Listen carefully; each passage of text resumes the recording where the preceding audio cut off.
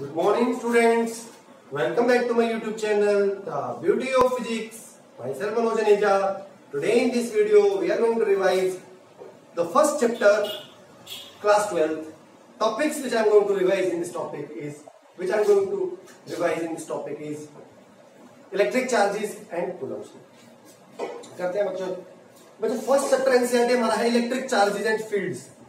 तो इसको बच्चों मैं 3 पार्ट्स में रिवाइज करवाऊंगा। आज हम करेंगे जो चार्ज क्या होता है और कूलम्स क्या है।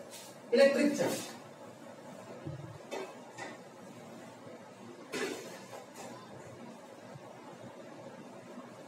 क्या होता है बच्चों? इलेक्ट्रिक चार्ज बच्चों it is a property associated with material particles in terms of which electric forces are expressed. Electric forces बच्चों हमें पता है दो fundamental forces, gravitational forces, electromagnetic forces. तो बच्चों वो प्रॉपर्टी मटेरियल पार्टिकल्स की जिनकी टर्म्स में आप इलेक्ट्रोमैग्नेटिक फोर्सेस को एक्सप्रेस करते हैं, that is electric charge. It is denoted by Q. It is denoted by Q. It has only magnitude, no direction, hence it's a scalar quantity. SI unit is coulomb, and CGS unit is stat coulomb. अच्छा, types of charge कितने तरह के होते हैं charge? तो charge होते हैं दो टाइप्स के, पॉजिटिव चार्ज और negative charge.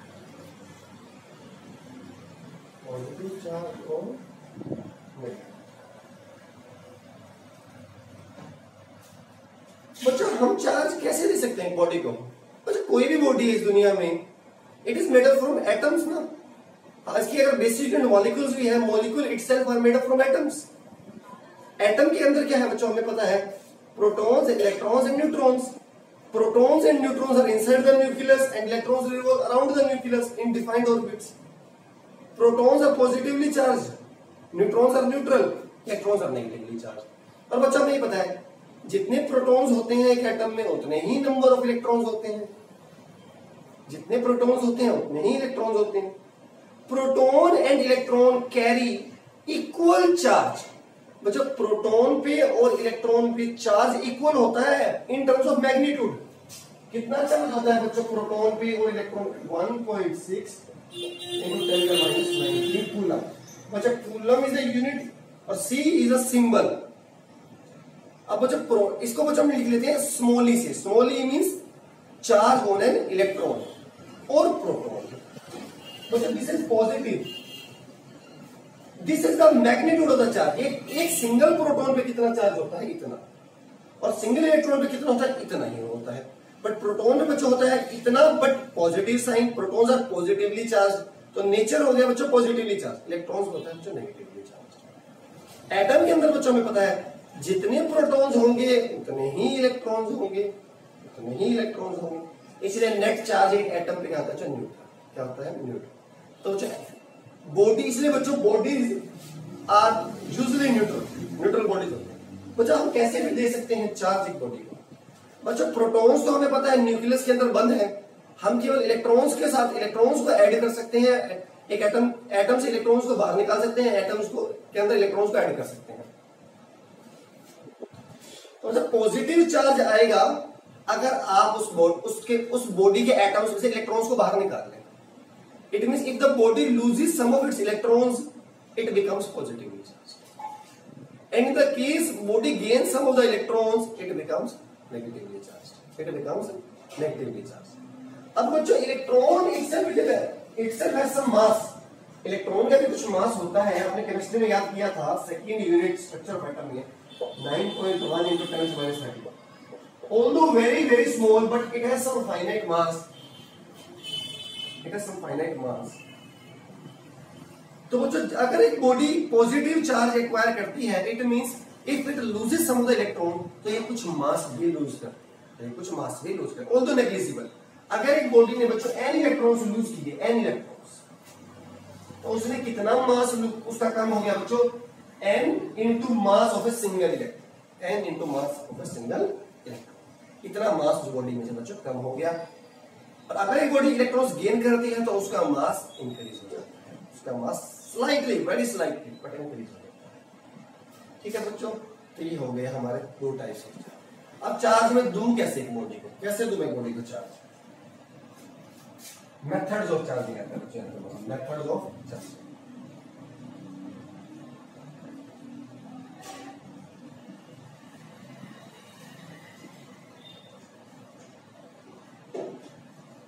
First by rubbing.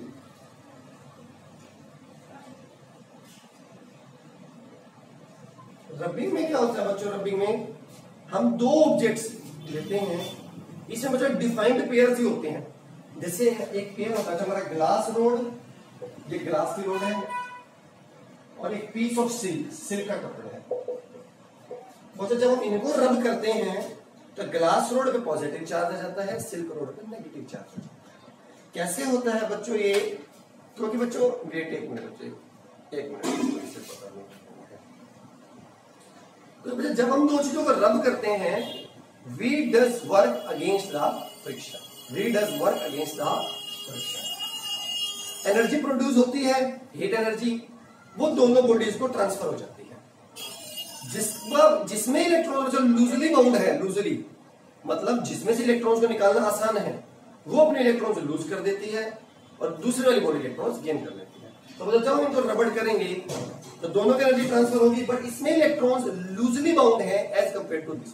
तो ये इलेक्ट्रॉन्स अपने लूज कर देगी, जितने इलेक्ट्रॉन ये लूज करेगी उतने इलेक्ट्रॉन ये गेन कर देगी। क्योंकि इसने इलेक्ट्रॉन्स लूज किए हैं तो ये पॉजिटिवली चार्ज बन जाएगी, बस में पॉजिटिव चार्ज आ जाएगा। इसने इलेक्ट्रॉन गेन किए हैं, इसमें भी इलेक्ट्रॉन की एक्सेस हो गई है, इसमें भी इलेक्ट्रॉन की एक्सेस हो गई है, तो इस पे आ जाएगा नेट नेगेटिव चार्ज, इस पे आ जाएगा नेट नेगेटिव चार्ज। ठीक है बच्चों, ये हो गया हमारा टाइप्स ऑफ चार्ज। ये हो गया बच्चों हमारा बाय मेथड रबिंग। बच्चों एक फटाफट से एग्जांपल बता देता हूं कि भाई रिवीजन वीडियो है, कांसेप्ट वाला वीडियो नहीं है कि मैं इतना लंबा ही। बच्चों वो वाला वीडियो में एक प्लास्टिक कोन है मेरे हाथ में, उसको मैं अगर ड्राई हेयर है, माय हेयर्स आर ड्राई, उसमें मैं करता हूं तो बच्चों plastic comb gets charge, plastic comb gets charge. But if the hairs are wet, plastic comb will not be charged because there is no friction, there is no friction. But the second by touching,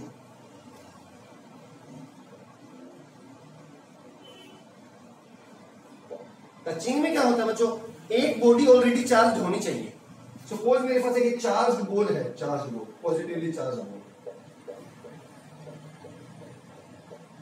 अगर मैं इसको बच्चों एक दूसरी ball है जो अनचार्ज है उसके कांटेक्ट में रखता हूं, दोनों को कांटेक्ट कर देता हूं, या कांटेक्ट में नहीं रखता बच्चों, मैं इसको मैं दूर रखता हूं बट एक मेटलिक वायर से कनेक्ट कर देता हूं, क्योंकि metals allow charge to flow, we know that. तो बच्चों इसका कुछ चार्ज, सपोज पे क्यू चार्ज था, तो इसका चार्ज बच्चों यहां से इस पे ट्रांसफर हो जाएगा। ये हो गया बच्चों टचिंग, क्योंकि ये टच में आ रहे हैं, कांटेक्ट में आ रहे हैं।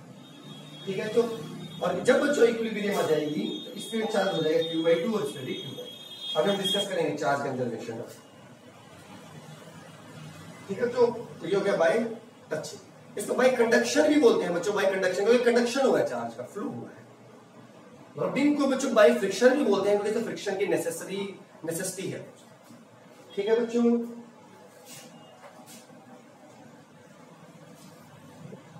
थर्ड है बच्चों जो मोस्ट इंपोर्टेंट है, बाय इंडक्शन। बाय इंडक्शन ये आपके एनसीईआरटी में दिया भी हुआ है, इसमें दो प्रॉब्लम है, वही डिस्कस कर लेता हूं, आपका काफी कॉन्सेप्ट क्लियर हो जाएगा। इंडक्शन में क्या करते हैं बच्चों?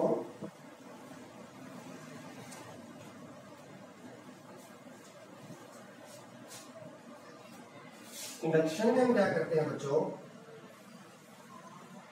ये बच्चों ये 1.1 एग्जांपल है, मैं वही डिस्कस करता हूं आपके साथ। बच्चों अगर आप इसको सपोज आप इसको, ये एक मेटेलिक स्फीयर है बच्चों, एक मेटेलिक स्फीयर, हमें पता मेटल्स में फ्री इलेक्ट्रॉन्स होते हैं, और ये बच्चों इंसुलेटिंग स्टैंड है, इंसुलेटिंग स्टैंड ये बहुत जरूरी है बच्चों, इंसुलेटिंग स्टैंड। अगर ये स्टैंड भी कंडक्टिंग हो गया ना, तो जैसे ही इस पर चार्ज आएगा वो अर्थ के साथ शेयर हो जाएगा, वो अर्थ को चला जाएगा, क्योंकि बच्चों earth is a huge conductor. अगर इस पर कोई चार्ज आ गया और ये अगर स्टैंड कंडक्टिंग हो गया तो चार्ज अर्थ में ट्रांसफर हो जाएगा। और बच्चों ये प्रोसेस जिसमें आप चार्ज शेयर करते हो अर्थ के साथ, इसे बोलते हैं बच्चों अर्थिंग। क्या बोलते हैं बच्चों? अर्थिंग बोल सकते हैं। ठीक है बच्चों,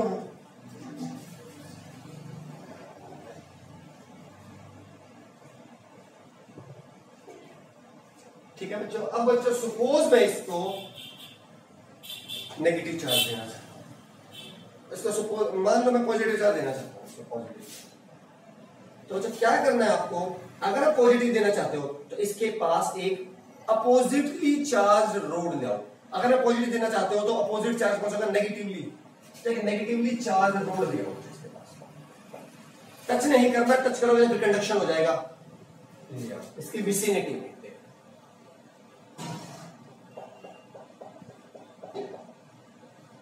ले आए बच्चों। क्या होगा, इसके फ्री इलेक्ट्रॉन्स को ये नेगेटिव चार्ज क्या करेगा, रिपेल, क्या करेगा, रिपेल। और जो फ्री इलेक्ट्रॉन्स यहाँ कंपाइल होना स्टार्ट हो जाएगा, तो फ्री इलेक्ट्रॉन्स इधर रिपेल होने स्टार्ट हो जाएगा, यहाँ पे कौन सा चार्ज कलेक्ट होना स्टार्ट हो जाएगा, पॉजिटिव। यहाँ पे कौन सा चार्ज स्टार्ट हो जाएगा, पॉजिटिव।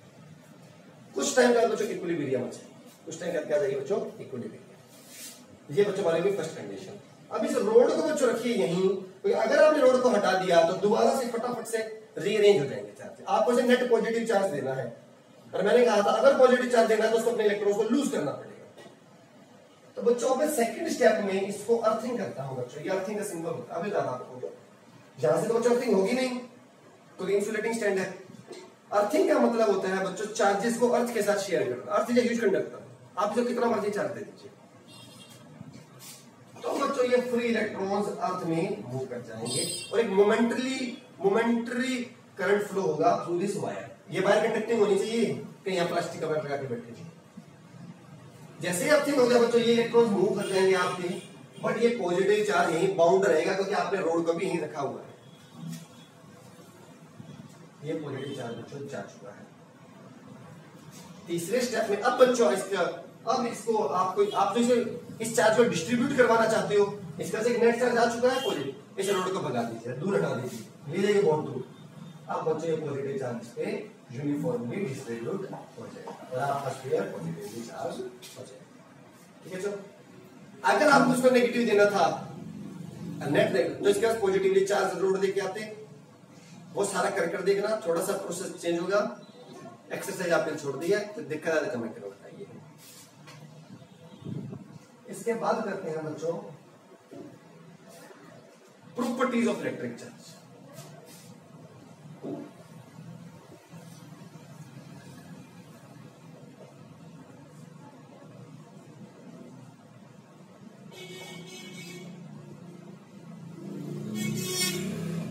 क्या क्या चार्ज की प्रॉपर्टी होती है, additive nature of charge, additive nature.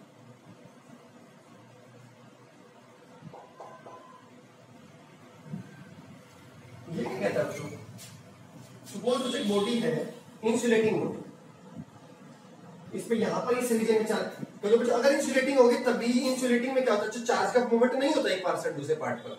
तो अगर यहाँ पर Q1 चार्ज है तो यहीं पर मेंटेन रहेगा, यहाँ पे चार्ज है Q2, यहाँ पे चार्ज है Q3, यहाँ पे चार्ज है Q4। तो टोटल कितना चार्ज होगा बॉडी पर, क्योंकि बच्चों मतलब चार्ज एक स्केलर क्वांटिटी है, स्केलर को सिंपली अलजेब्राइकली ऐड कर सकते हैं, पॉजिटिव भी हो सकता है नेगेटिव। तो क्या कहते हैं, टोटल चार्ज जो होगा ना Q, वो अलजेब्राइकली सम होगा सभी चार्जेस का, Q1, Q2, Q3। सपोज मतलब Q3 नेगेटिव, आपको विद सिंबल्स ऐड करना है, तो ये चार्ज यानी पॉजिटिव और नेगेटिव, ये सिंपल है additive nature of charge. Second करते हैं क्वांटाइजेशन ऑफ चार्ज।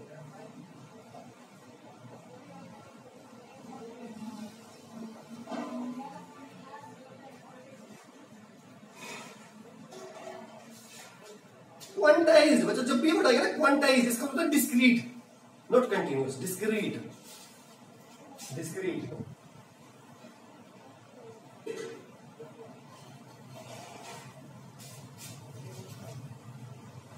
ये क्या कहता है, जो चार्ज हमें पता है बच्चों, चार्ज एक बॉडी को देना है तो उससे इलेक्ट्रॉन्स को या तो उससे इलेक्ट्रॉन्स को रिमूव करना पड़ेगा या इलेक्ट्रॉन्स को ऐड करना। अगर एक बॉडी से बच्चों में एक इलेक्ट्रॉन रिमूव करता हूं, एक सिंगल, तो उसमें कितना पॉजिटिव चार्ज आएगा, equal to charge on a single electron.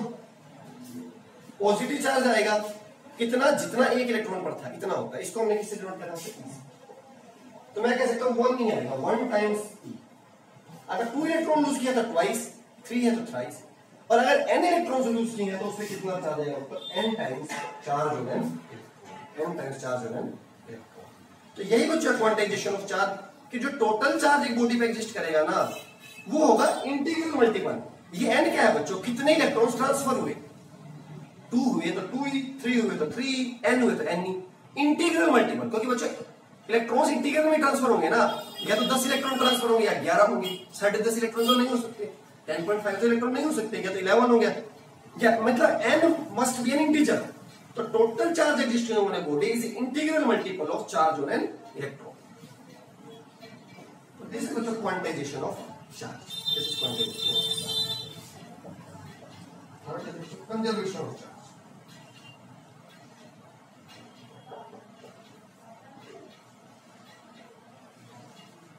Conservation क्या कहता है जो कि चार्ज ना तो चार्ज को, जैसे एनर्जी था, चार्ज को ना तो आप प्रोड्यूस कर सकते हो ना आप डिस्ट्रॉय कर सकते हो।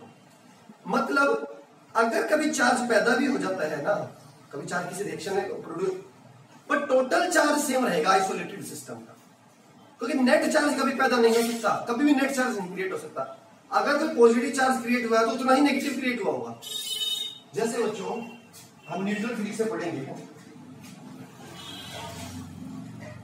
जो न्यूट्रॉन होता है बच्चों, न्यूट्रॉन वो अपने आप को ट्रांसफॉर्म करता है proton plus electron plus anti neutron. Neutron is neutral, उसने आपको कन्वर्ट कर दिया प्रोटॉन और इलेक्ट्रॉन। तो चार्ज पार्टिकल पैदा हो गया, तो स्टार्टिंग में सिस्टम पे चार्ज 0, न्यूट्रॉन पे कोई चार्ज नहीं। बट बच्चों पता है आपको, प्रोटॉन पे जितना पॉजिटिव चार्ज उतना ही इलेक्ट्रॉन पे नेगेटिव, दोनों पे नेट होकर 0। तो before transformation total charge equal to after transformation. तो जितना चार्ज पहले होगा बच्चों उतना ही अब बाद में होगा। तो charge is always conserved, charge is same, charge can not be emitted और डिसिपेटेड। इसके बाद जो मोस्ट इंपोर्टेंट टॉपिक स्टार्ट होता है हमारा Coulomb's law, Coulomb's law in electrostatics.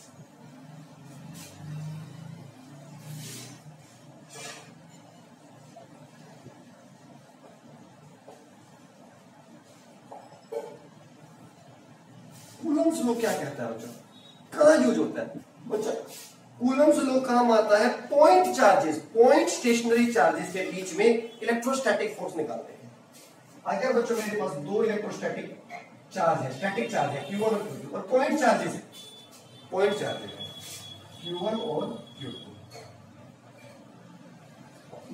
और ये R सेपरेशन है, सेपरेशन है, और मैं इनके बीच में बच्चों कूलम्बिक फोर्स, बच्चों ऑब्वियसली अगर ये पॉजिटिवली चार्ज है दोनों, they will repel with some force, if they are negatively they will attract. तो कितना फोर्स लगेगा बच्चों? K Q1 Q2 upon K Q1 Q2 upon R²। तो force acting is directly proportional to product of charges and inversely proportional to square of distance between them. This K has an immense role in electrostats. K depends on the nature of the medium. That's why Coulombic force depends on the nature. Depends on the nature of the medium in which charges are placed. K depends on the nature in which charges are placed. तो इन्हीं दो charges को इतने ही separation में अगर मैं किसी और मीडियम में रख दूं तो force will be different, because K for that medium will be somewhat different. बच्चों अब ये जो है कूलम्ब्स लॉ, ये है इसकी स्केलर फॉर्म। कितना फोर्स लगेगा ये पता लग गया, बट इससे हमें एग्जैक्ट इंफॉर्मेशन नहीं मिल रही किस डायरेक्शन में लगेगा फोर्स। तो उसके लिए हमें चलना पड़ेगा तो Coulomb's law in vector form की तरफ, Coulomb's law in vector form.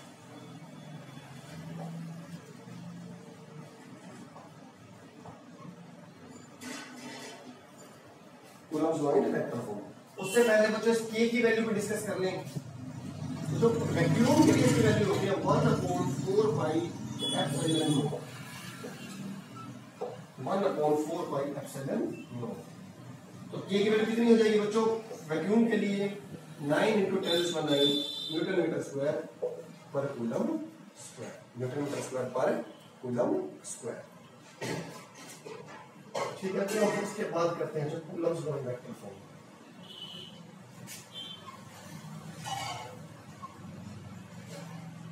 अब जो साथ साथ में डायरेक्शन में निकालूंगा, डायरेक्शन बच्चों लोग 3 डायमेंशनल स्पेस है x y z। एक पॉइंट चार्ज यहां रखा है Q1 जिसका पोजीशन वेक्टर है R1, एक और रखा है Q2 जिसका पोजीशन वेक्टर है R2। ठीक है बच्चों, बच्चों मैं निकालना चाहता हूं 2 पर फोर्स ड्यू टू 1, तो उसको लिखेंगे बच्चों F21, force on 2 due to 1, और वेक्टर लगा दिया। मैं वेक्टर फॉर्म लिखना चाहता हूं। वेक्टर फॉर्म में बच्चों डायरेक्शन भी साथ लिखनी है, दोनों पॉजिटिव है तो बच्चों इसको ये क्या करेगा, रिपेल। ये क्या करेगा, इसको रिपेल। तो ये होगी आपकी F21 की direction, force on 2 due to 1। Vector form बच्चों पहले मैग्नीट्यूड लिखो 1/4 pi epsilon q1 upon this distance square. बच्चों if this vector is r12, ये वेक्टर जो बच्चों मैंने 1 से स्टार्ट किया है इसका नाम है r12। तो इस वेक्टर का मैग्नीट्यूड बच्चों, ये पोजीशन वेक्टर का मैग्नीट्यूड मुझे क्या देगा, ये डिस्टेंस। तो r12 वेक्टर का मैग्नीट्यूड, इसका मैग्नीट्यूड मुझे डिस्टेंस दिया उसका स्क्वायर होता है इनटू, ये तो मैग्नीट्यूड आ गया। वेक्टर है तो डायरेक्शन चाहिए, डायरेक्शन का unit vector r12 q1 q2 4 pi epsilon not r12 का स्क्वायर, यूनिट वेक्टर का लिख सकते हो बच्चों वेक्टर अपॉन इट्स, ये क्या हो जाएगा बच्चों q1 q2 4 pi epsilon not r12 का क्यूब r12 वेक्टर F2 और r12 बच्चों यहां से क्या आ जाएगा, r2 minus r।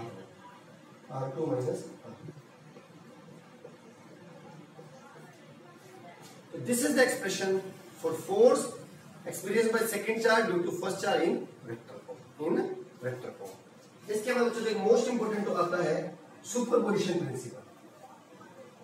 Superposition principle क्या कहता है बच्चों, कि फोर्स बिटवीन, ये कब यूज होता है बच्चों, मल्टीपल चार्जेस अगर आपके पास आ जाए। अब बच्चों सपोज मेरे पास 4 चार्ज है, सुपर मेरे पास 3 चार्ज है, Q1 Q2 Q3, उनके पोजीशन वेक्टर है बच्चों R1 R2, और बच्चों मेरे पास एक चार्ज है Qn जिसका पोजीशन वेक्टर है Rn। मैं इस पर फोर्स निकालना चाहता हूं, nth पर नेट फोर्स।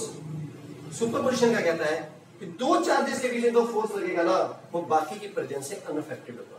तो 1 और nth के बीच में जो फोर्स लगेगा चाहे 2 और 3 यहां हो चाहे ना हो, कोई फर्क नहीं पड़ेगा, उन पर फोर्स पहले जितना लगेगा उतना ही बाद में लगेगा। तो force between 2 point charge is not affected by the presence of other charges. तो मतलब इसमें फोर्स किसकी वजह से लगेगा, 1 की वजह से भी लगेगा, 2 की वजह से भी लगेगा, 3 की वजह से भी लगेगा। तो नेट फोर्स कैसा निकाला जाता है, इंडिविजुअल फोर्सेस निकालिए और वेक्टर एडिशन के लिए उनको क्या कर लीजिए, एफ वेक्टर कैसा लगेगा, F1n force on Fn1 force on nth due to 1, force on nth due to 2, force on nth due to 3, और फिर सबको वेक्टर होगी।